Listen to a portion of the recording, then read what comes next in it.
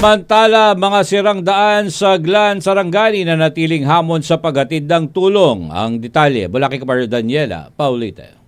Hindi pa rin madaanan ang ilang kalsada sa Glan, Sarangani, kaya nahihirapan ang mga otoridad sa paghatid ng tulong sa ilang barangay at sa pagsasagawa ng rescue operations para sa mga natabunan ng landslide dulot ng lindol. Ayon kay Glan Mayor Victor James Yap Sr., mahigit 100,000 individual ang apektado ng lindol sa Glan, kung saan 21 nasawi habang 9 ang nawawala. Ayon kay Mayor Yap Sr., inuuna nilang ayusin ang mga kalsada upang makadaan ng heavy equipments na gagamitin sa mga kabahayan na natabunan ng gumuhong lupa. Sa ngayon, nananatiling hamon ang pagkain na tubig sa lugar dahil wala pa rin kuryente. Patuloy ang panawagan ng alkalde sa pamahalaan para sa agarang ayuda sa mga residenteng naapektuhan ng lindol. Partikular na ang financial assistance para sa mga residenteng nananatili sa mga evacuation center matapos masira ang kanilang mga tahanan.